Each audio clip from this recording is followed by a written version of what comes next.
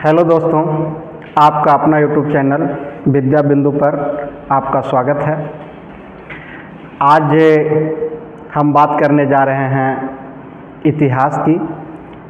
इतिहास विषय में एक बहुत ही महत्वपूर्ण चैप्टर पढ़ना है, वो है इतिहास के स्रोत।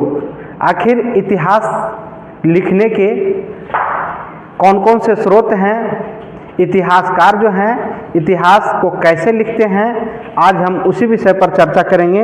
और ये मैट्रिक, इंटर, ग्रेजुएशन के साथ साथ जितने भी जनरल कंपटीशन के एग्ज़ाम होते हैं, जितने भी परीक्षाएं हैं, सभी में इनसे क्वेश्चन रहते हैं और ये चैप्टर जो है इतिहास में काफ़ी महत्वपूर्ण है। तो चलिए बिना समय गवाए हुए अब हम चलते हैं इतिहास अध्ययन के स्रोत के बारे में पता करते हैं। जैसे इतिहास जो है आज से 10,000 20,000 साल पहले का इतिहास हम लोग पढ़ते हैं, तो क्या उस समय कोई इतिहासकार था जिसने उस समय के सामाजिक, आर्थिक, धार्मिक, राजनैतिक एवं सांस्कृतिक जीवन के बारे में लिख करके रखे होंगे? क्या ऐसा है? ऐसा नहीं है। तो फिर आज से लाखों वर्ष पहले, हजारों वर्ष पहले के इतिहास को इतिहासकार कैसे लिखते हैं, ये बहुत ही रोचक प्रश्न है। साथियों, इतिहासकार जो हैं, जो पुराने वस्तुएं हैं, जो प्राचीन काल के इतिहास हैं, खास करके प्राक इतिहास, आद्य इतिहास, जिसमें प्राक इतिहास में कोई लिखित सामग्री नहीं मिलती है और आद्य इतिहास में लिखित सामग्री तो मिलती है लेकिन उसे पढ़ा नहीं गया है। तो बड़ा मुश्किल है इतिहास लिखना, लेकिन फिर भी हमारे इतिहासकार ने मेहनत करके आज जो है बहुत पुराने समय के अपने समाज, अपने रीति रिवाज, अपने राजनैतिक जीवन, धार्मिक जीवन, सांस्कृतिक जीवन, अपने पूर्वजों के इतिहास लिखने में समर्थ हो जाते हैं और अध्ययन करके लिखते हैं। तो उसमें जो सबसे महत्वपूर्ण चीज़ें हैं इतिहास लिखने में, खास करके प्राचीन इतिहास लिखने में, प्राक और आद्य इतिहास लिखने में, वो सबसे महत्वपूर्ण है पुरातात्विक स्रोत। दोस्तों, इतिहास को जो स्रोत है उसको हम लोग मोटा मोटी तौर पर दो भागों में विभाजित किया है। पहला जो है वो है आपका पुरातात्विक स्रोत और दूसरा है आपका साहित्यिक स्रोत। अब पुरातात्विक स्रोत कहते किसको हैं? पुरातत्व क्या होता है? पूरा का मतलब होता है पुराना और तत्व का मतलब होता है वस्तुएं, कोई तत्व। तो पुरातत्व का मतलब हो गया पुराने वस्तुएं, यानी जो भी जितना भी पुराना है, चाहे लाखों वर्ष पुराना क्यों न हो, अगर वो सामग्री हमको मिलते हैं, इतिहास उसको अध्ययन करते हैं, खुदाई में जो प्राप्त होते हैं अध्ययन करके अनुमान लगाते हैं और अनुमान के आधार पर इतिहास लिखते हैं। तो पुरातात्विक स्रोत के अंतर्गत भी बहुत सारे सामग्री हैं, जिसमें है जिस प्रकार से हम लोग पढ़ते हैं अभिलेख जो है भारतीय इतिहास के अध्ययन के पुरातात्विक स्रोतों में एक प्रमुख स्रोत माना जाता है। अभिलेख कहते किसको हैं? अभिलेख होता क्या है? अभिलेख का मतलब होता है जो भी कोई ठोस वस्तु है या ठोस पदार्थ है, चाहे वो पत्थर हो, लकड़ी हो, पकी हुई मिट्टी हो, जो कठोर वस्तुएं हैं और उस पर जो खुदाई करके लिखा रहता है, उसको हम लोग कहते हैं अभिलेख। अभिलेख में भी कई प्रकार के अभिलेख होते हैं, जैसे शिलालेख, स्तंभ लेख, गुहा लेख, ये सब आप लोग जानते होंगे। शिलालेख किसको कहते हैं भाई? शिलालेख का मतलब हो गया, जो शिल का मतलब होता है पत्थर, और पत्थर जो है बड़ा जो चट्टान है। आप लोग को पता है कि पहले जब आज से 2, 4, 5 हजार साल पहले कागज का आविष्कार नहीं हुआ था, लेकिन लिपि का विकास हो गया था। मानव जो है लिखना पढ़ना जान गए थे। तो आज के समय जैसा कलम कॉपी किताब था नहीं, तो भाई लिखने के लिए वो विभिन्न तरीके के कठोर जो पदार्थ होते थे उस पर वो किसी तरह खोद खोद के लिखाई करते थे, तो उसको हम लोग कहते हैं अभिलेख। यानी जो आपका अभिलेख है उसमें जो सबसे इंपॉर्टेंट है वो हो जाता है आपका शिलालेख। शिलालेख का मतलब, शिल का मतलब होता है पत्थर और लेख का मतलब लिखा हुआ, यानी वैसा पत्थर वैसा चट्टान जिस पर लिखा हुआ है। और उस पर लिखा कैसे जाएगा? खुदाई करके लिखा जाएगा, तो उसको हम लोग कहेंगे शिलालेख। उसी प्रकार से एक आता है स्तंभ लेख। स्तंभ लेख क्या होता है? कोई वैसा चट्टान या कोई वैसा पदार्थ जो खंभा की तरह खड़ा हो। ये चट्टान पत्थर तो हो गया, मतलब जो पहाड़ पे या कहीं पे चट्टान नीचे रखा हुआ है ना, उस पर अगर लिखा हुआ है तो उसको हम लोग कहेंगे शिलालेख। और वही अगर खंभा के रूप में, जैसे घर का पिलर होता है, पिलर के रूप में अगर गाड़ा हुआ है और उस पर लिखा हुआ है खुदाई करके, तो उसको हम लोग कहते हैं स्तंभ लेख।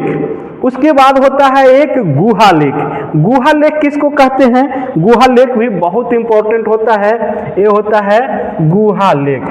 गुहा लेख, गुहा लेख, गुहा लेख का मतलब आप लोग को पता है कि प्राचीन काल में जो है मनुष्य के पास आज के जैसे बड़े बड़े बिल्डिंग रहने के लिए नहीं थे, बड़े बड़े घर द्वार नहीं थे, तो लोग क्या करते थे? साधु संतों को रहने के लिए या मानव अपने रहने के लिए गुफाओं का निर्माण करते थे। पहाड़ों को काट करके, बड़े बड़े चट्टानों को काट करके गुफा बनाया जाता था, और गुफा में जो चित्रकारी किया जाता था और गुफा में जो कुछ लिखा जाता था उसको हम लोग कहते थे गुहा लेख। अब आप लोग को गुहा लेख के बारे में समझ में आ गया होगा। स्तंभ लेख समझ गए होंगे, शिलालेख समझ गए होंगे। उसके बाद भी और भी बहुत ही महत्वपूर्ण जो है चीजें हैं भारतीय इतिहास को जानने के लिए, वो हैं सिक्के।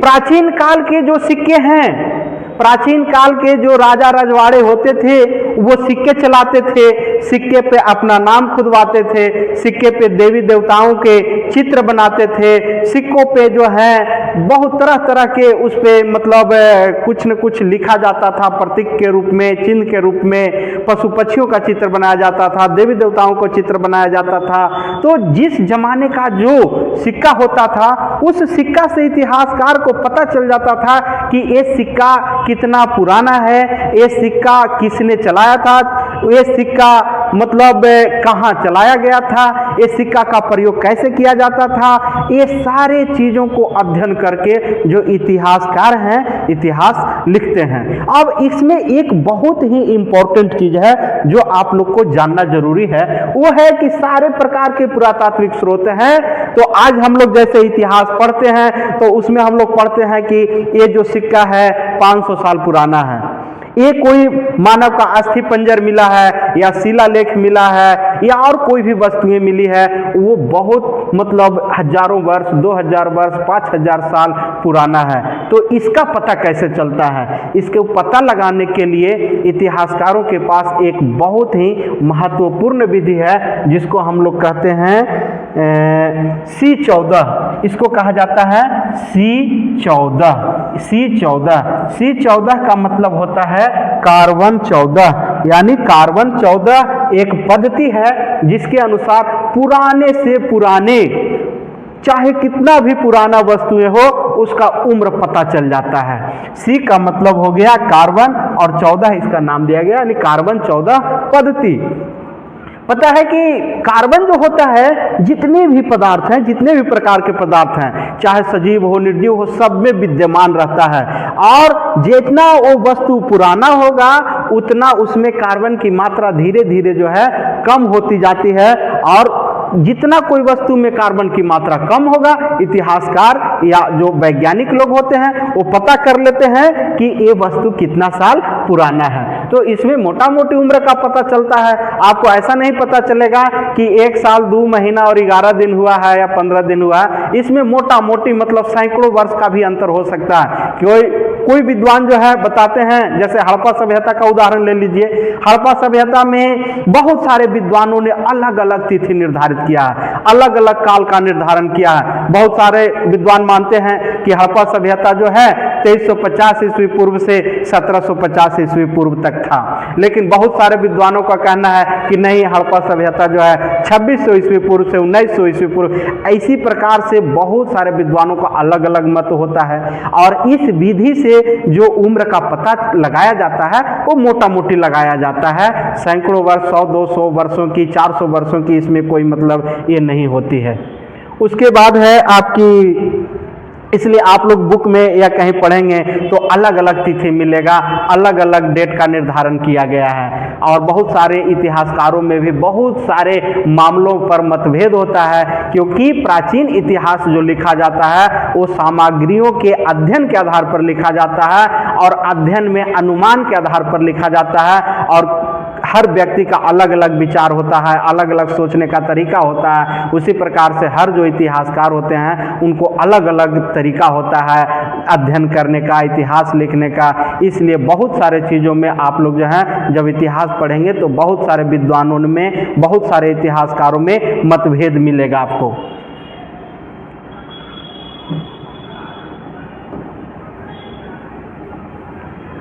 उसके बाद है आपका, जैसे पुरातात्विक स्रोत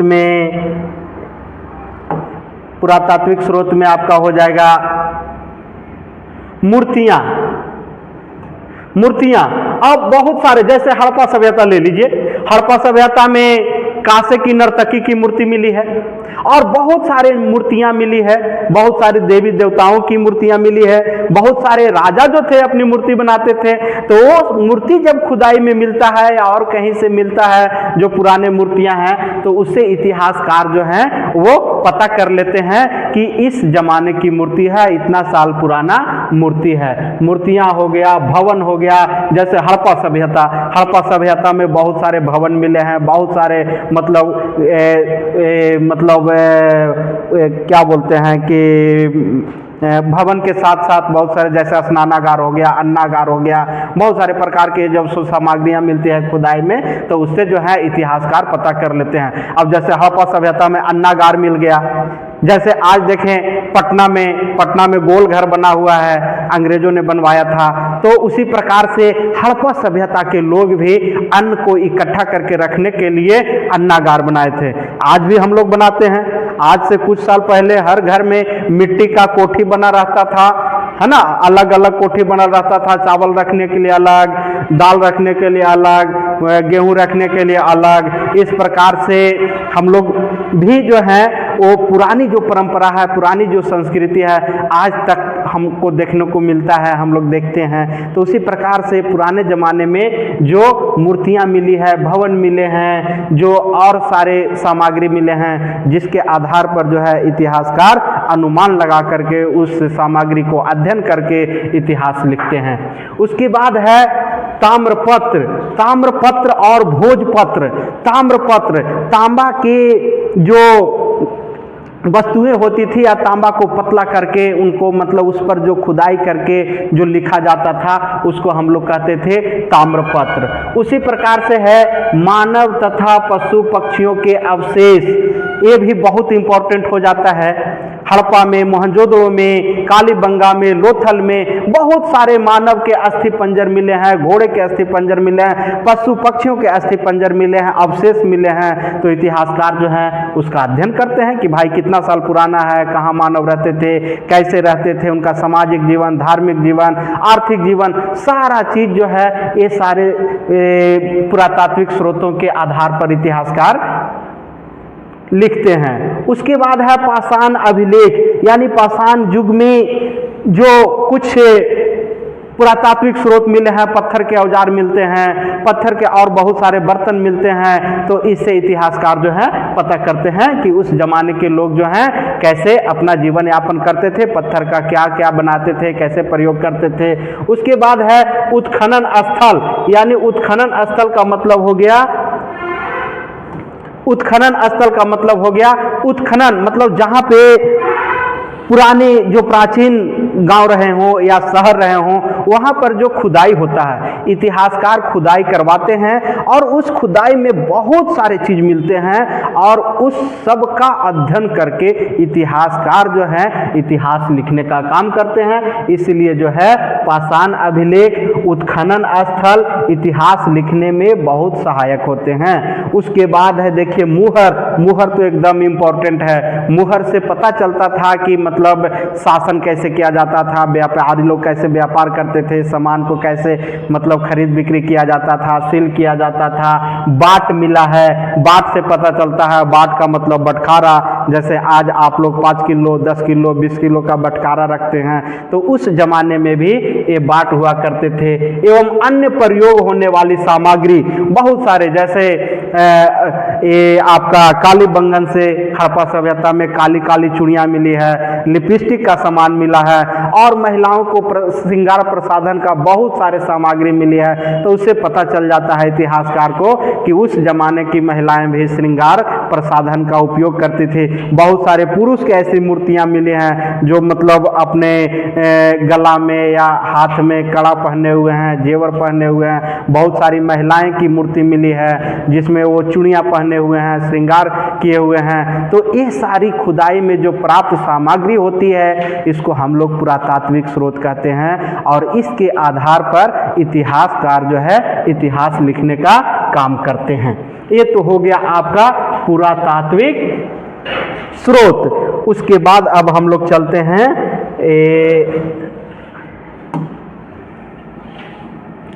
साहित्यिक स्रोत। पुरातात्विक स्रोत के बाद इतिहास लिखने का जो सबसे महत्वपूर्ण जो स्रोत आता है वो आता है आपका साहित्यिक स्रोत। साहित्यिक स्रोत को हम लोग भी 2 भागों में बांटते हैं। साहित्यिक स्रोत को कितने भागों में बांटा गया है?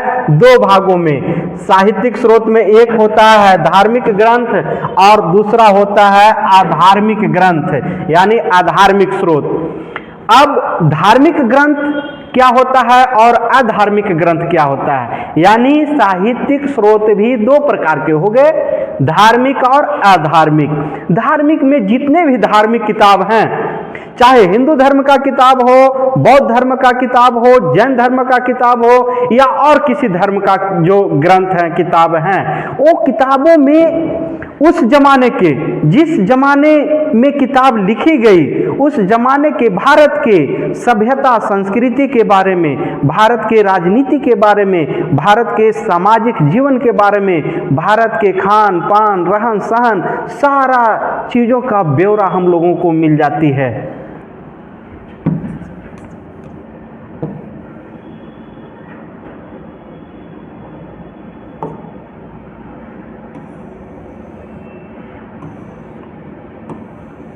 अब जो है धार्मिक स्रोत हैं, अब धार्मिक स्रोत देख लेते हैं। उसके बाद हम लोग देखेंगे अधार्मिक स्रोत।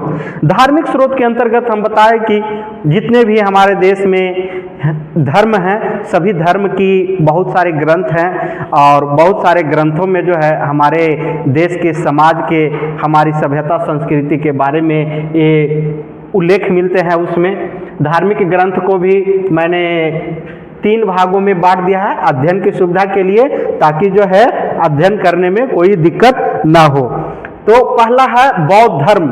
आप देख सकते हैं बौद्ध धर्म की जो किताब है, आप लोग को पता है कि बौद्ध धर्म के संस्थापक गौतम बुद्ध हैं और सबसे खुशी की बात है कि बौद्ध धर्म के संस्थापक गौतम बुद्ध का कर्म भूमि जो है वो बिहार और यूपी रहा है।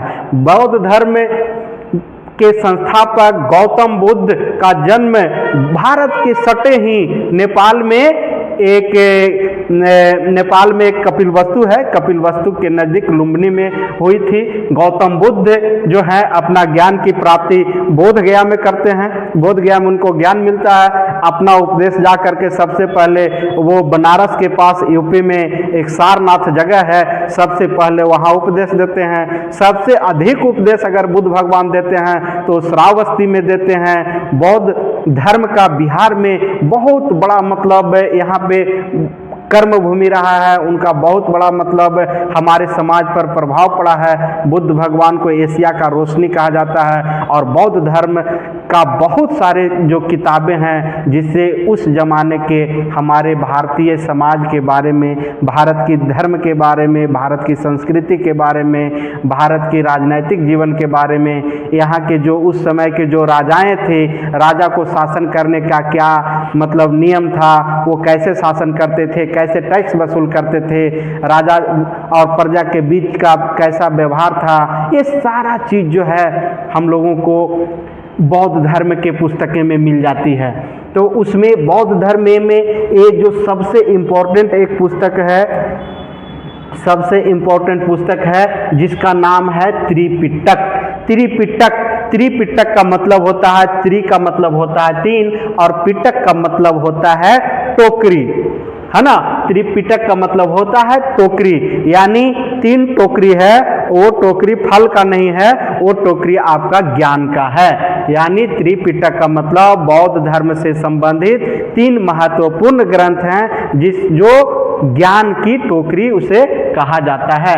वो 3 पिटक हैं, विनय पिटक, अभिधम्म पिटक और सुत्त पिटक। वो हम बाद में उस पर चर्चा करेंगे। उसके बाद है बुद्ध चरित्र। बुद्ध चरित्र एक बौद्ध धर्म की बहुत ही इम्पोर्टेंट पुस्तक है। उससे भी जो है भारतीय समाज के बारे में, भारतीय सभ्यता के बारे में हम लोगों को जानकारी मिलती है। उसके बाद है एक महावंश और दीपवंश। ये बौद्ध धर्म के जो 2 ग्रंथ हैं, ये इससे श्रीलंका के इतिहास के बारे में हम लोगों को जानकारी मिलती है। खास करके दीपवंश और महावंश जो है वो श्रीलंका के समाज, श्रीलंका के जो उस समय की सभ्यता, संस्कृति, उस समय का आर्थिक जीवन, राजनीतिक जीवन जो था, वो हम लोगों को यहाँ से मिल जाती है अध्ययन करने के लिए। उसके बाद है जातक कथा। जातक कथा में बुद्ध भगवान की जो है उसमें बहुत सारी कहानियां हैं और उस समय के भारत के आर्थिक, राजनीतिक और सामाजिक स्थिति का भी वर्णन इसमें किया गया है। एक बौद्ध धर्म का सबसे जो इम्पोर्टेंट पुस्तक है उसका नाम है अंगुत्तर निकाय। ये है आपका अंगुत्तर निकाय। अंगुत्तर निकाय से बौद्ध धर्म के जो पुस्तक अंगुत्तर निकाय है, इससे सबसे महत्वपूर्ण जानकारी जो हम लोगों को मिलती है वो भारत में जो 16 महाजनपद थे, 16 महाजनपदों की जानकारी हम लोगों को अंगुत्तर निकाय से मिल जाती है। अब 16 महाजनपद में 3 महाजनपद जो थे वो हमारे बिहार में थे। पहला जो सबसे उस समय का सबसे शक्तिशाली, सबसे समृद्ध जो महाजनपद था वो था मगध महाजनपद, जिसकी राजधानी थी राजगीर, यानी प्रारंभिक राजधानी राजगीर थी। और उसके बाद जो है राजगीर के बाद इसकी राजधानी चली जाती है वैशाली, उसके बाद फिर पाटलिपुत्र, और पाटलिपुत्र बहुत दिनों तक मगध साम्राज्य की राजधानी रहती है। तो अंगुत्तर निकाय जो है उससे पता चल जाता है महाजनपद काल की, पूरे महाजनपद काल के सामाजिक, आर्थिक, राजनीतिक एवं सांस्कृतिक जीवन के बारे में, पूरे भारत के बारे में पता चल जाता है। ये जो है इम्पोर्टेंट, बहुत ही इम्पोर्टेंट किताब है अंगुत्तर निकाय। उसके बाद अब हम लोग चलते हैं जैन धर्म। जैन धर्म की भी बहुत सारे पुस्तकें हैं। जैन धर्म के पुस्तक भगवती सूत्र, भगवती सूत्र में भी जैसे अंगुत्तर निकाय में 16 महाजनपद की जानकारी मिलती है, उसी प्रकार से जैन धर्म की जो पुस्तक है भगवती सूत्र, भगवती सूत्र में भी 16 महाजनपदों के बारे में लिखी हुई मिलती है। उसके बाद है उत्तर पुराण, समय सार, आदि पुराण। ये सब उतना इंपॉर्टेंट नहीं है, लेकिन फिर भी जो है ये सारे जैन धर्म के जो पुस्तकें हैं उससे भी हमारे भारत के सामाजिक, आर्थिक, राजनीतिक एवं सांस्कृतिक, भारत के रीति रिवाज, पुरानी जो परंपरा है, रहने सहने का जो ढंग है, ये सारा ये सब से हम लोगों को मिल जाती है। अब जो है अंत में सबसे जो महत्वपूर्ण है वो है हिंदू धर्म।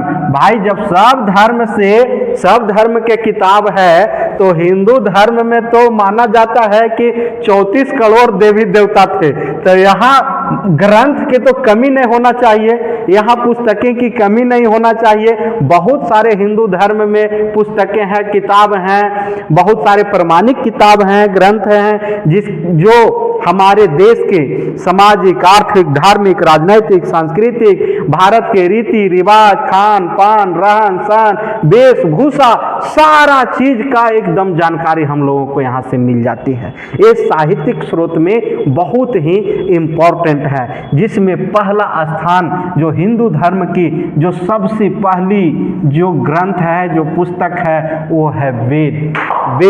वेद के रचना माना जाता है कि महर्षि वेद व्यास ने किया था। ये बहुत इंपॉर्टेंट है, कई बार एग्जाम में पूछा जा चुका है कि वेद के रचनाकार कौन है, वेद के लेखक कौन है, तो महर्षि वेद व्यास, महर्षि वेद व्यास, वेद व्यास, ये हैं आपका वेद के रचनाकार।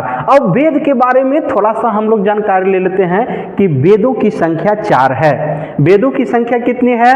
वेदों की संख्या 4 है, जिसमें सबसे प्राचीन जो वेद है, सबसे पुराना जो वेद है, वो है ऋग्वेद।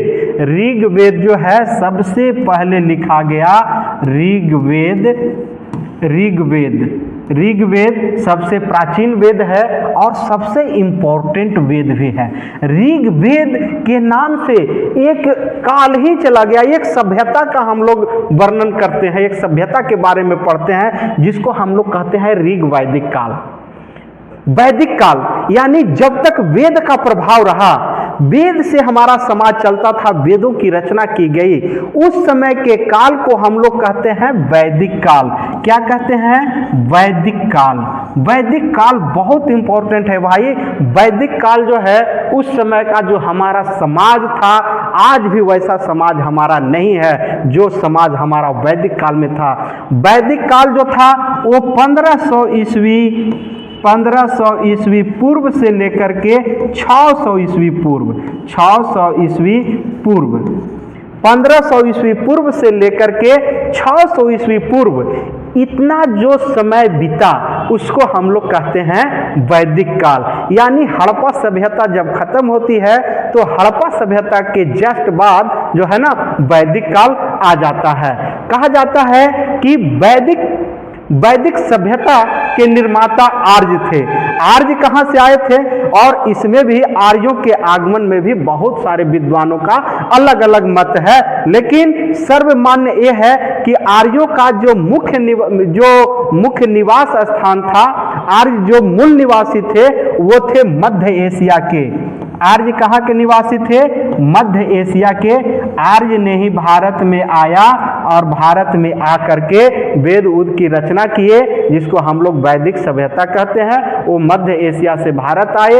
मध्य एशिया में आपका ईरान है ना, मध्य एशिया में ईरान आता है, ईरान से उन लोग आए और यहाँ आकर के अस्थायी रूप से बस गए, वेद की रचना किए और एक सभ्यता का निर्माण किए, जिसको हम लोग कहते हैं वैदिक सभ्यता। वैदिक सभ्यता का तिथि हमको एकदम हर हाल में याद रखना है, 1500 ईस्वी पूर्व से 600 ईस्वी पूर्व। 1500 ईस्वी पूर्व से 600 ईस्वी पूर्व का जो काल है उसको हम लोग वैदिक काल के नाम से जानते हैं। अब थोड़ा सा इसमें हल्का सा और हम लोग डिटेल पढ़ लेते हैं, ये बहुत इंपॉर्टेंट है, इसलिए इसमें हम थोड़ा सा इसको बता देते हैं। अब जो है वैदिक काल भी 2 भागों में बट गया। वैदिक काल कितने भागों में बट गया? 2 भाग में। एक हो गया ऋग्वैदिक काल, ऋग्वैदिक काल, और ये जो दूसरा हो गया वो हो गया उत्तर वैदिक काल, उत्तर वैदिक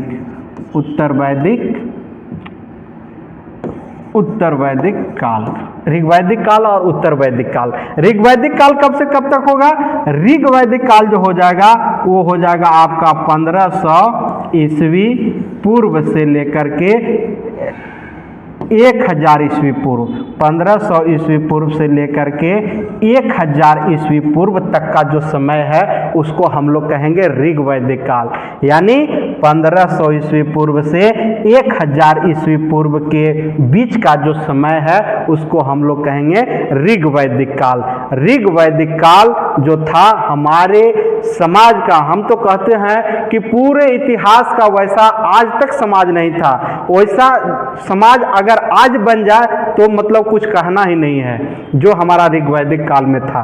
इसलिए दयानंद सरस्वती ने एक बहुत ही प्रसिद्ध वाक्य बोले थे कि वेदों की ओर लौटो। उनका कहने का तात्पर्य, वेदों की ओर लौटो कहने का तात्पर्य ये था कि हमारा ये जो एकदम स्वर्णिम काल जिसको कहा जा सकता है कि 1500 ईस्वी पूर्व से 1000 ईस्वी पूर्व लगभग 500 साल तक जो हमारा समाज रहा, वो समाज बहुत बढ़िया था। इसीलिए दयानंद सरस्वती ने कहे थे वेदों की ओर लौटो, वेदों की ओर लौटो, यानी ऋग वैदिक काल में जैसा हमारा समाज था वैसा समाज फिर से बनना चाहिए। उस समाज में न कोई जाति था, न कोई और किसी तरह के छुआछूत की भावना था, महिलाओं का सम्मान अधिकार था, यानी जितना भी समाज की आप अच्छाई देखेंगे तो हम ऋग वैदिक काल में ही देखेंगे। जैसे ही उत्तर वैदिक काल में हम प्रवेश करते हैं तो समाज में बहुत सारे जो हैं अंधविश्वास, ढोंग, पाखंड, धार्मिक अनुष्ठान वगैरह सब ये हमारे समाज में आ जाते हैं और हमारा समाज में धीरे धीरे करके जो है समाज में विषमता पैदा हो जाती है। अब ऋग वैदिक काल हो गया 1500 से 1000 ईस्वी पूर्व। अब उत्तर वैदिक काल क्या हो जाएगा? 1000 ईस्वी पूर्व, 1000 ईस्वी पूर्व से 600 ईस्वी पूर्व, 600 ईस्वी पूर्व, ये हो जाएगा आपका उत्तर वैदिक काल। यानी ऋग वैदिक काल के बाद का जो काल है वो है 1000 ईस्वी पूर्व से लेकर के 600 ईस्वी पूर्व। भाई ऋग वैदिक काल की अपेक्षा उत्तर वैदिक काल उतना बढ़िया नहीं रहा। धीरे धीरे जो है हमारा जो समाज था, जहाँ जाति पाति का कोई भेदभाव नहीं था, एक ही घर में जो है चारों जाति के लोग रहते थे। उस समय का जो सामाजिक विभाजन था ऋग वैदिक काल में भी और उत्तर वैदिक काल में भी, वो 4 प्रकार के था, ब्राह्मण, क्षत्रिय, वैश्य और शूद्र। ये चारों में किसी प्रकार की कोई भेदभाव नहीं था। एक ही घर में 4 जाति के लोग रहते थे। अगर घर में 4 परिवार हैं, माँ बाप है ना, माँ हो गए, पिताजी हो गए, भाई है या बहन है, तो चारों 4 जाति के लोग रहते थे। और जाति परिवर्तन, सबसे बड़ी बात यह है कि जाति आप परिवर्तन कर सकते थे। आज हम पढ़ाई लिखाई कर रहे हैं तो ब्राह्मण है, कल होकर के हमको मन हो गया कि कुछ काम धंधा करने, घर में रह करके मतलब पशुपालन करें और कोई काम करें, तो हम शूद्र बन गए। हमको मन हो गया कि हम बिजनेस व्यापार करें तो कुछ दिन के बाद हम शुरू कर सकते हैं और हम शूद्र हो गए। यानी उस समय ऋग वैदिक काल में जो हमारा सामाजिक व्यवस्था था वो कर्म आधारित था। और उत्तर वैदिक काल में जैसे ही हम प्रवेश करते हैं तो सबसे बड़ी खराबी यहीं से उत्पन्न हो जाती है कि जो हमारा समाज कर्म के आधार पर बंटवारा किया गया था वर्णों का, वो जो है अब फिक्स कर दिया जाता है जन्म के आधार पर। कर्म के आधार पर और जन्म के आधार पर ये 2 जो वर्ड है ना, यही जो है हमारा समाज में एक भारी विषमता पैदा कर दिया, समाज को दूषित करने का काम किया। तो आज हम लोग पढ़ लिए ऋग वैदिक काल के बारे में भी थोड़ा सा जान लिए।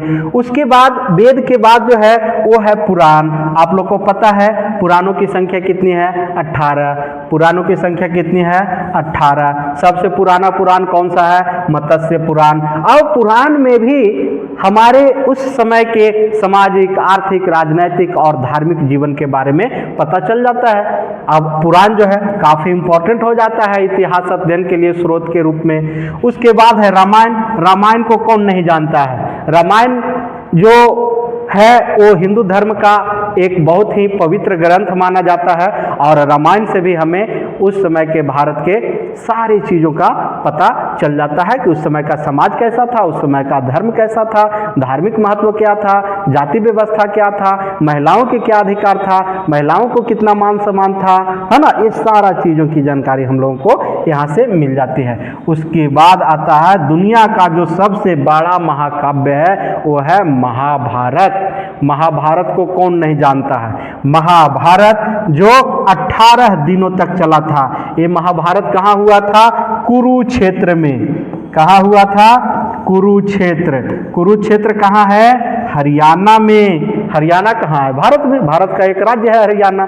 हरियाणा में एक जगह है कुरुक्षेत्र। कुरुक्षेत्र शायद आज एक जिला भी बना हुआ है। ये जिला है, यहाँ महाभारत का युद्ध 18 दिनों तक चलता था।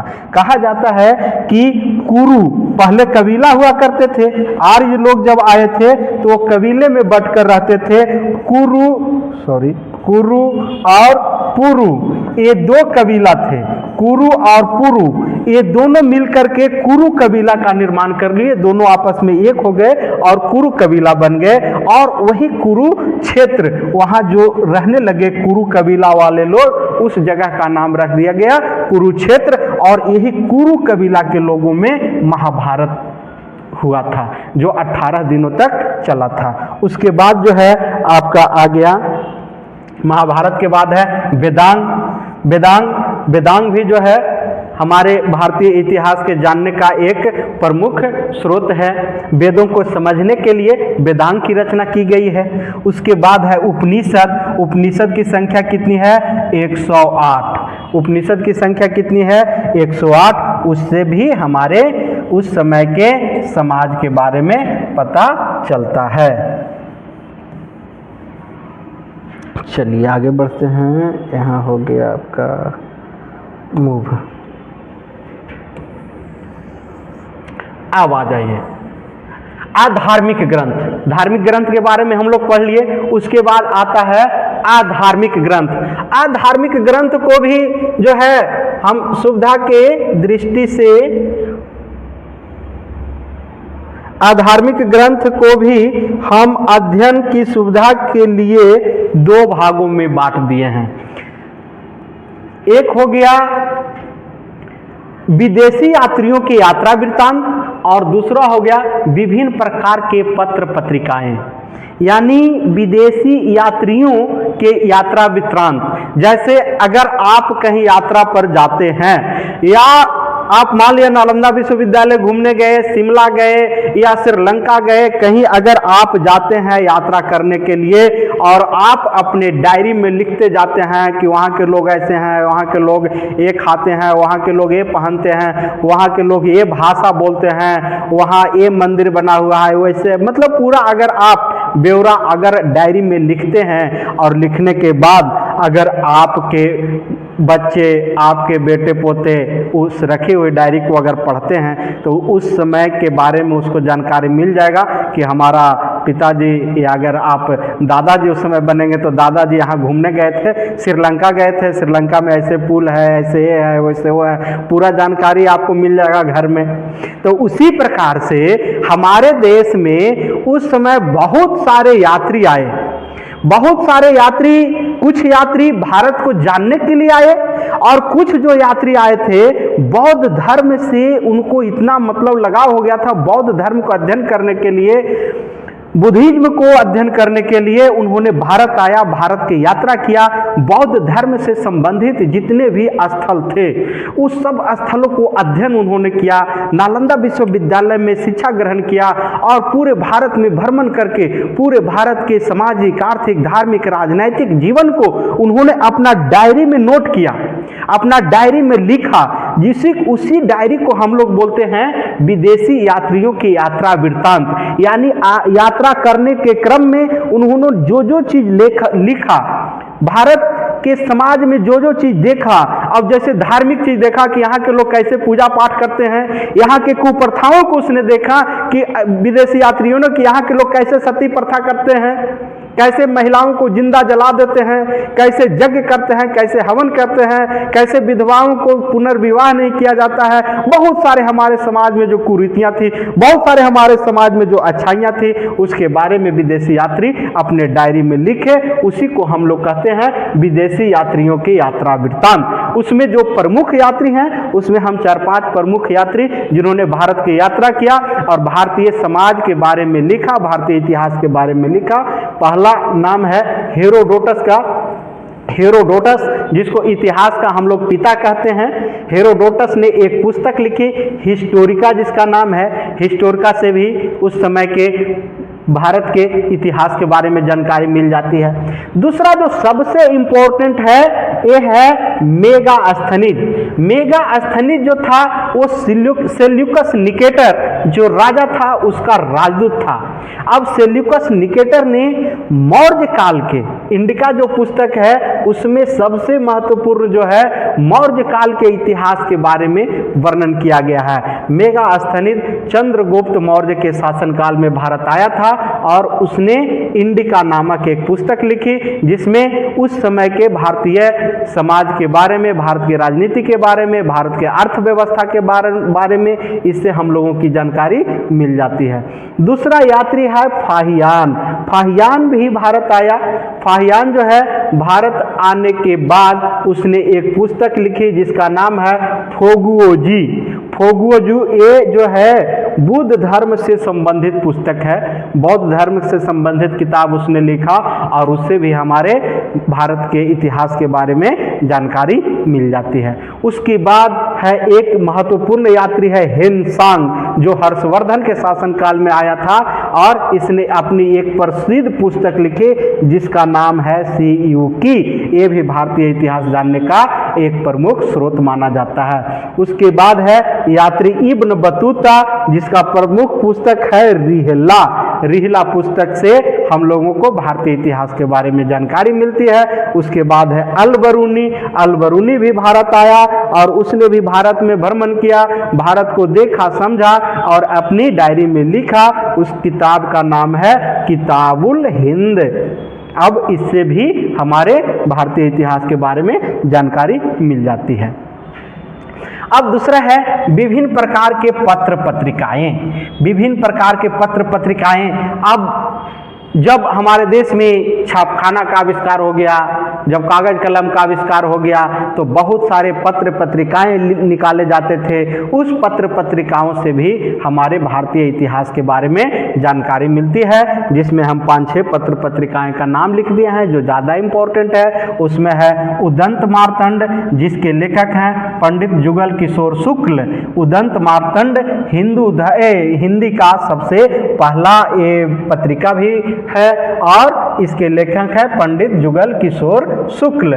उसके बाद है संवाद कौमुदी। संवाद कौमुदी जो है ये काफी इंपॉर्टेंट है। संवाद कौमुदी और मिरात उल अकबर ये दोनों के लेखक हैं राजा राम मोहन राय।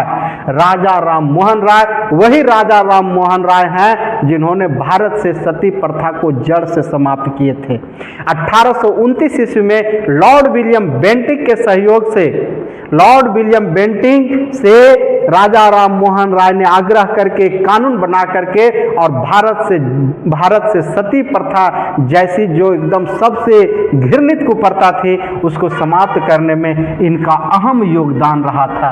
सती प्रथा का समाप्त 1829 ईस्वी में 1829 ईस्वी में लॉर्ड विलियम बेंटिक उस समय भारत के गवर्नर जनरल थे, उन्हीं के कार्यकाल में सती प्रथा को समाप्त किया गया और उन्होंने जो पुस्तक लिखी भारत के समाज के बारे में, भारत के सारी व्यवस्था के बारे में, जिसका नाम है संवाद कौमुदी और मिरातुल अकबर। ये कहां से आ गया? उसके बाद है बंगाल गजट। बंगाल गजट के संपादक थे J.A. Hickey, James Augustus Hickey. इनका पूरा नाम है जेम्स ऑगस्टस हिक्की, यानी J.A. हिक्की भी हम लिख सकते हैं, कोई दिक्कत नहीं है। उसके बाद जो भारतीय इतिहास के अध्ययन के स्रोत हैं वो है महापुरुषों के जीवनी। हमारे देश में बहुत सारे महापुरुष हुए, उन्होंने बहुत सारे आत्मकथा लिखे, बहुत सारे मतलब साहित्य लिखे और वो जो है साहित्य, वो जो पुस्तकें हैं हमारे इतिहास जानने के एक बहुत ही महत्वपूर्ण साधन है, महत्वपूर्ण स्रोत है। आत्मकथा हो गया, लेख हो गया और प्रसिद्ध व्यापारियों के जो कुछ अभिलेख हैं, हमारे देश को जो बड़े बड़े व्यापारी थे उसने कौन से देश के साथ कैसे क्या व्यापार करते थे वो भी अपना कुछ डायरी वगैरह में लिखे हैं, किताब लिखे हैं, जिसके आधार पर हमारे भारतीय इतिहास के बारे में जानकारी प्राप्त होती है। तो भारतीय इतिहास जानने के प्रमुख जो स्रोत थे, लगभग हम इसमें जितने भी महत्वपूर्ण तथ्य थे उसको हमने शामिल किया है। अब ये जो है वीडियो अगर अच्छा से आप देख लेते हैं, इसको समझ लेते हैं, या जो हम लिखे हैं उसको आप नोट्स करके लिख लेते हैं, तो हमको लगता है कि जो कंपटीशन है, जो साधारण जो कंपटीशन है, बीपीएससी हो गया, एसएससी, रेलवे, ये जो है इतिहास अध्ययन के जो स्रोत हैं, इससे एक भी क्वेश्चन छूटने वाला नहीं है। आप इसको वीडियो को पूरा देख करके इसको लाइक कर दीजिए, शेयर कर दीजिए, अगर अच्छा लगता है तो कमेंट भी कीजिए। अगर कोई कमी रह गई है तो कमेंट बॉक्स में हमें बताने का भी काम करें, ताकि इसमें हम और सुधार कर सकें। चलिए, बहुत बहुत धन्यवाद। अगला जो हम वीडियो लाएंगे वो कल हम लाएंगे, कल अपलोड करेंगे।